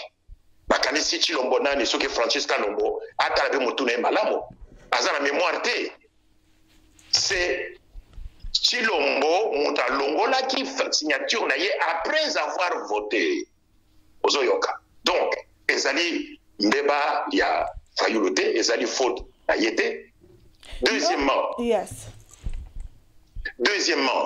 na élection yo euti koleka le 30 décembre 2018 muta longi ezali Martin Fayulu. Il est normal que Abunda pour te pas reconnaître victoire na ye pe ba sala ye investiture soki muta longi na élection présidentielle moto bato yo ba fandi sakaye na ebonga ya président ezali président ya kala. Donc il est normal que Martin Fayulu oyo a longi élection ya 2018 le 30 décembre a senga que ba reconnaître victoire na ye donc ba reconnaître vérité des urnes pas reconnaître Yazwaki 62,11%. Moto nyonso azali na bongo normal akosala ndenge wana moyen ko contester ezate bato baza ko contester baza bongo na bango esala ka bien te po bango basi babosani déjà makambo elekaki dans la nuit du 10 au 11 janvier 2018 babosani ba manipulation ya élection babosani makambo ya ba machine à voter donc malgré ba machine à voter maman Kabila a sauvé la machine à voter pour tricher, mais malgré tout, la machine à voter a triché quand même, mais malgré tout, Fayulu a longi quand même l'élection. Pour victoire d'ailleurs, et Zalaki trop visible, trop évidente aux hommes. Donc malgré la machine à voter, a longi quand même. Donc Ezali Babenga Kango, argument a fortiori aux hommes. Donc maintenant, il faut que les Congolais basent la mémoire, babosa na te makambo yelekaki na butu ya le 10 na le 11 janvier 2019. Babosa na makambo ya senite, babosa na nani bilinga ya Corneille nani nangate oya uti kosomba soki villa ya 8 millions de dollars na quartier Sosimat. Ezali certainement bon ba pesa qui est pour la corruption oyo ya manipulation à ba résultats. Ozoyoka aouti kosomba villa ya 8 millions de dollars. Donc ba Congolais baza kotia tembe sadi baza na mémoire te babosani makambo yo lekaki na élection babosani makambo yo lekaki na butu ya le 10 na le 11 janvier 2019. Papa Kwebe Kimpele tozonga Genève moi muke papa po uti ko mentionner ango soki olobi que non yemoko président Félix aponaki Fayulu mais na moment wana tangu nanu lelo papa Martin Fayulu azana peuple nenga azana peuple te nani oyo azalaki na peuple simanae ezalaki Félix Tshisekedi tomonaki période wana même na ba sondage e bana kolakisa kaka Félix nda azalaki number 1 batu ya IDPS na ba peuple congolais mususu balobi piège ba piège kinde Félix Tshisekedi papa po bakele ko bibisa Fayulu. Comment bino boyebi que Félix ndazalaki na peuple na simanaye papa Kwebe Kimpele bino boke kopona boke ko malusa makambu boche Martin Fayulu. Alors lokola base début à Genève ezalaki malamu te fin de compte Félix pa eko ko sala retrait à signature pour bango bayebaki ke yenda zalaki na peuple mais basali tout Martin Fayulu abima pour balinga ki Félix Tshisekedi te sikona kawana nani oya koki kolela eza Félix to eza papa Martin Fayulu selon yo papa Kwebe Kimpele. Maman Marceline soki oboyi ko sokola il faut ko boya pe ko pakola savon oyoki soki oboyi ko sokola boya pe ko pakola savon soki opakoli savon mama il faut au sokola ndenge nini Tshisekedi Chilombo Félix Antoine a pakoli savon dans le 11 novembre 2018 et comme il attend ko longola savon pour sokola aboyi ko sokola omoni ngana lobi mama batika kolia mitu abambwa ya mibale publicité oyo zoloba soki ba sondage oyo zoloba na lobi Chilombo azalaki populaire na kati ya ba taliban na ye na ba parlementaire de bout na ye ya UDPS lelo yo talanda ndenge UDPS ekomi penze Tanzanie héritage ya papa na ye atikalaka ye mama na sima ya sanza misatu na ndambo UDPS mwangani ndenge nini okoki kopesa ngai exemple ya Chilombo azali incapable ya kugere parti oyo papa na ye asali mbula tukumi satu na musambo po atonga yango anyokwami bato bakufi ya ndenge na ndenge mbula tukumi satu na sambo ye Félix Tshilombo en 3 mois et demi apanzi UDPS mama okoki kopesa ngai exemple ya Tshilombo te lelo UDPS epanzani eza lisusu te yo moko ozomona makambo ezoleka ndenge bake kosumba na kati ya basani ya papa ya nani ya ndako na bango makambo tolobaki na ebandeli kobosana yango te okoki kopesa ngai lisusu okoki kotanga nkombo ya Tshilombo na matoi na ngai te pele oyo ezali émission Congo Bololo papa na yo lobi makambo ya Genève yango nga pe nazongisi yo kaka na Genève soki yo lobi ke Tshilombo azalaki kaka populaire na bato ya bataliban nga na kokamwa makasi est-ce que bato nyonso oyo bazalaki nsima ya UDPS ya papa Etienne Tshisekedi à l'époque bazalaki bataliban question tokotuna yo yango wana papa soki yo lobi ezalaki bataliban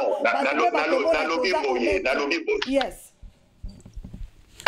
Mama sondage na yo wana oyo le sondage na yo que nani Tshilombo azalaki nani populaire oui wana avant Genève papa Tshilombo motazalaki populaire ezali papa na ye parce que yo moko yebi que Tshilombo asilisaki classe secondaire te c'est un faussaire akosité école secondaire aza na diplôme d'état te akosi oyoki ya mibale ba preuve bozala nango te mama nga na fandi na Belgique mama Tshilombo n'a pas de diplôme papa mama Marceline ko finga mayele na ngai te n'insulte pas mon intelligence n'insulte pas ma compétence de journaliste nazali professeur de journalisme mama Marceline na pesa cours à journalisme na isti makambo nazoloba que Tshilombo asilisa école secondaire te place oyo ayekolaka na Molenbeek institut wana babimisaki preuve ya palmarès ozoyoka mama kotia tembe na ngai pamba te soko tie tembe il faut pika pende oyoki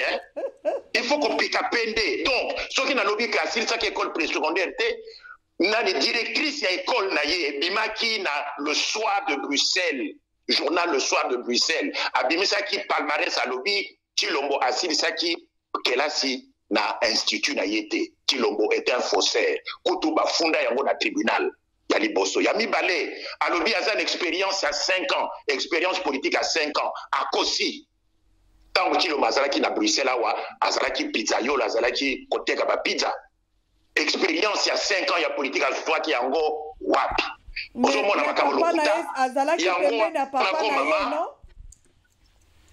yango na mama na lobi boyo mwana wana aza ya koloka azali modi na lobi yango pona nini parce que ebembe ya papa na ye ezali kaka wa na mboka na biso mama epa na biso le bantu congolais soki bozali na mowei nani bokundi ye te basalaka politiki te bakendeke na zamba te basepelaka te mwana wana na lokoso ya politiki abosani ebembe ya papa na ye azomema biso wapi tala makambo basali na nzungu na bango mama il faut ko salisa makambo na nyonso kobosana yango te makambo eza koleka na nzoto ya Tshilombo makambo eleki na nzungu ya papa na basumbi nyei kuna il faut kotia yango elongo esika moko pour comprendre que mwana wana azomema biso na liwa azomema Congo mobimba na bakongole mobimba na nzela moko ezanga tina tokosuka ndenge nini na mwana oyo bozoyo bomituna ndenge wana bolanda te bato baliaka mitoa bambwa bakumi koloba makambo ezanga tina baza na maboma bambwa metango zoloba bato bazolia bambwa wana ozoloba na baluba alors papa donc na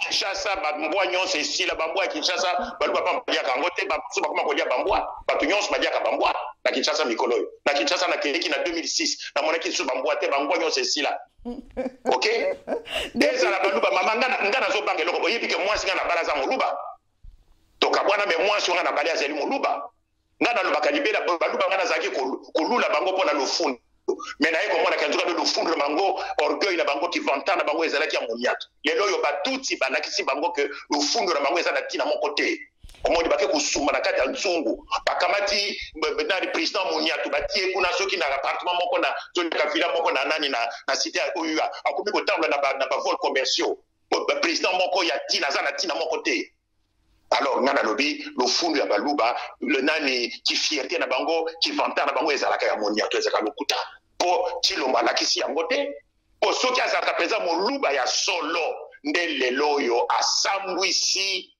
Kabila Joseph asambwisi ye mpenza alakisi ke mpenza azali moluba ya Papa Kwebe akosambisa ye comment aussi longtemps mutu akotika kasikoyo armée eza na maboko na biso te Papa Kwebe armée eza na maboko na biso te nasi napesaki eyano na motuna wana akosambwisa ye soki apesi démission soki lelo oyo Chilombo apesi démission na ye motakala sauf votre respect motakala nyonso ya Joseph Kabila ekobima na poisa akozala lisusu na moto akobomba ye te. Est-ce que Papa Kwebe bozo croire que soki lelo président Félix apesi démission Fayulu akozwa directement pouvoir bomoni yango eza kaka simple yo moko ucholoba pays oyo eza occupé ekosopase na facilité nalobi boye soki Chilombo apesi démission Joseph Kabila akozala na solution ya rechange te akozala na pneu ya rechange te aza na pneu ya réserve te ozoyoka nde wana sikoyo akokoma mpenza pitu pale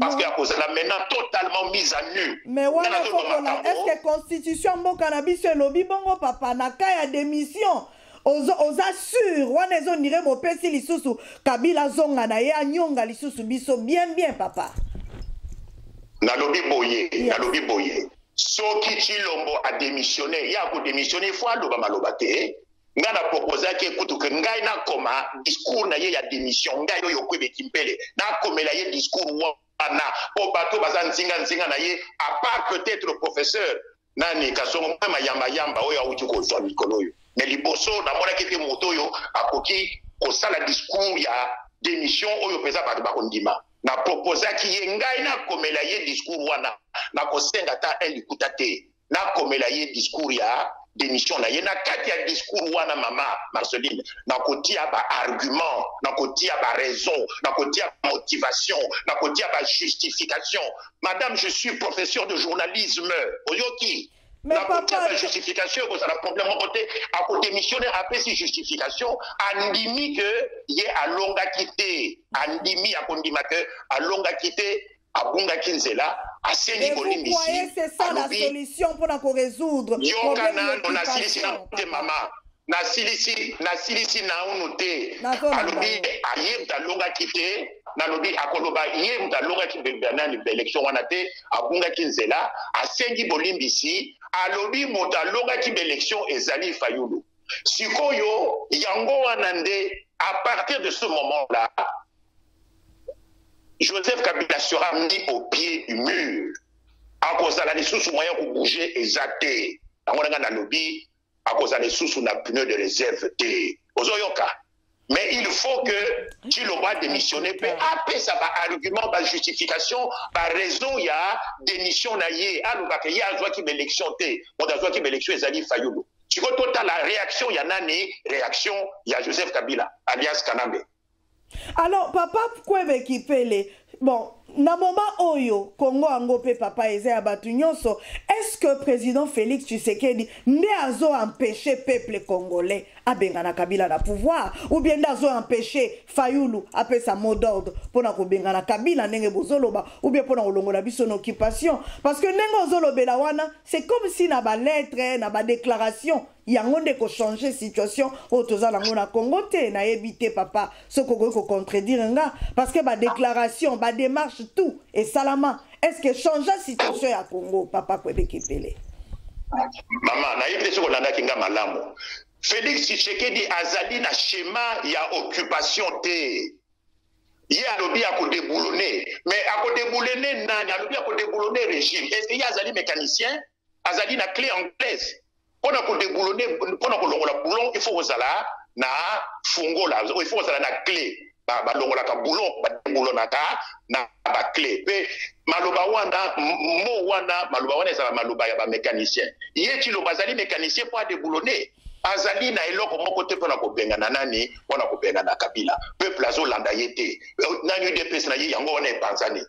La seule personne où il y a qui mobiliser bateau na Congo Mobimba ezali Fayulu approuvé yango partout aza collègue balobi azali mutabandundu bayambi kaka na batabandu na Kinshasa tina Kikwit botel ndenge bayambi ye na wapi na Kisangani Est-ce que yaza muta kisangani? Mais Omona kende bayamba ki na beni. Papa Kwebe Kimpele, en tout cas, ba foule na ba plein.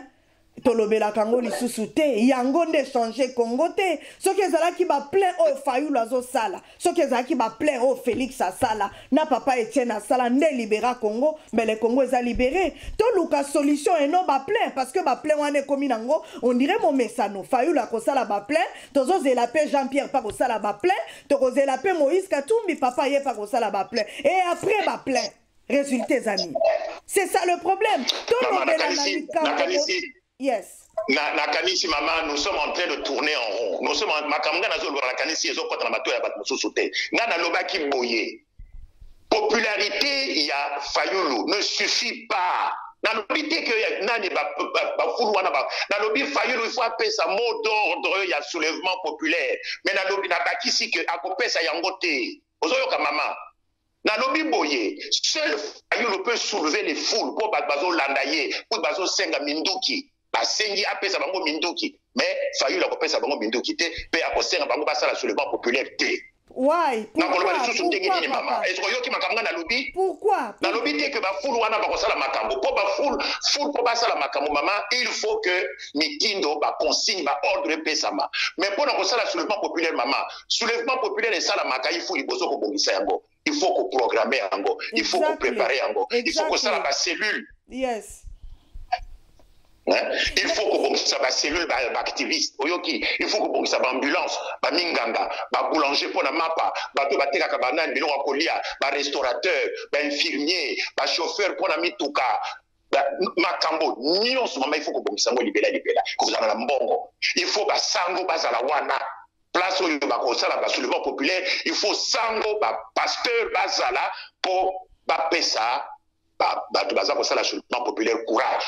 Ozoyoka ndenge ba prophète basalaka na ba Bible lokola ba prophète Esaïe lokola prophète Ézéchiel il faut que ba pasteur basango bazala pembeni ya bazo kosala soulèvement populaire po ba pesa bango courage po bazo kende nzela liwa nzela ya kozoka bato nyonso il faut bazala mobiliser awa na poto il faut ba congolais ya diaspora batinda ba mbongo po basomba biloko bilei basomba ba mapa basomba ba nyama basomba ba kisi basomba ba carburant sikoyo papa biloko nyonso bongisaka yango papa Kwebe Kimpele olobi ba bongisaka yango biloko nyonso tangi wana papa est-ce que kosala na peu de temps wana eza iloko ya préparation ya bane na bane mais bino bobanda koloba makambo occupation oyo depuis très longtemps et longona papa Ngwanda pourquoi papa Ngwanda papa amekate yepe a s'organiser ayeba ndenge nini na ko sala po balongola soi-disant occupation oyo bobani kobelela bandakala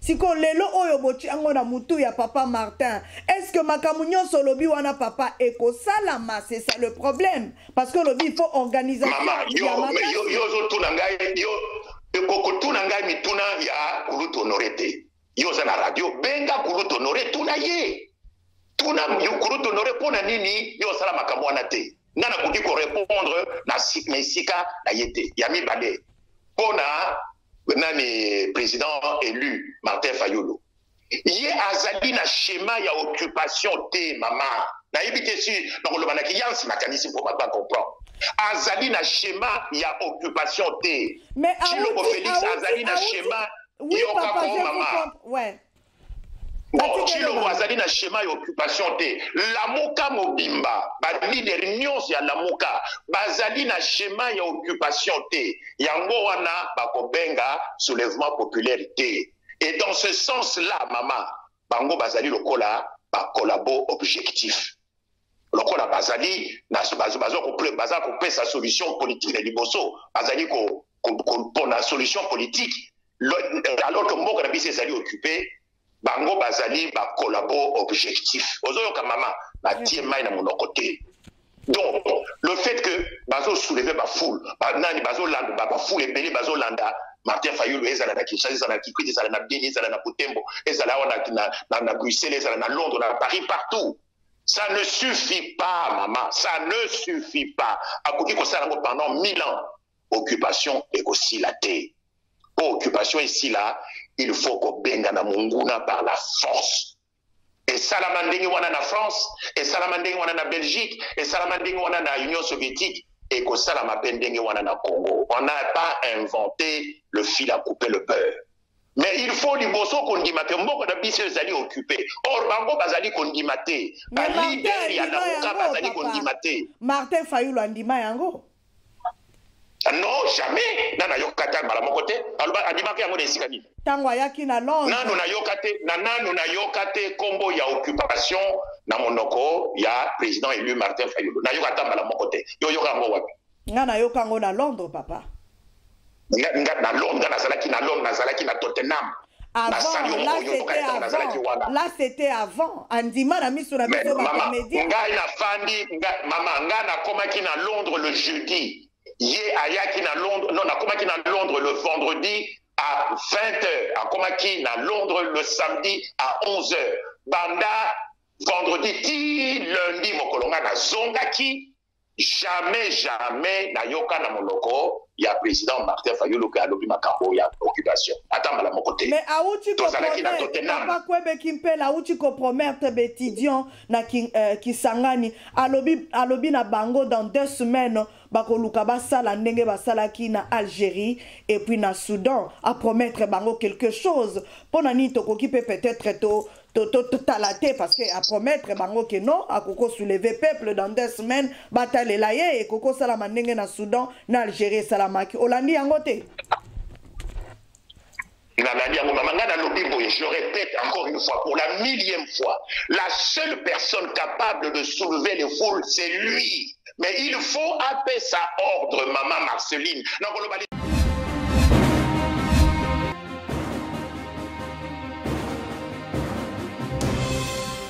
Patron nga Apollo ça et simba lisouté. Pour moi comme na moni kuna, patron ba travailler na Nzambe. En tout cas basi ba ke musika. Donc là va, yo ba mission na to pesa aux autres comme il faut. Place no a eza lisouté. Hein? Oyoki, allez quittez. Apollo ça. On a battu na kale. Na lomo na ke kuna. Là va. Ah! On nous a mis dans orange na. Comment coquette. Ah ouais. Vraiment.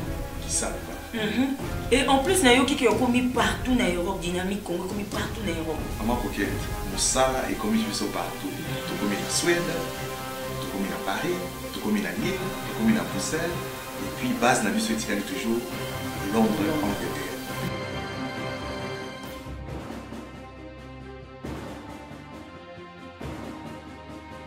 Biso na dynamique Congo. Toza ko avancer na nkolo.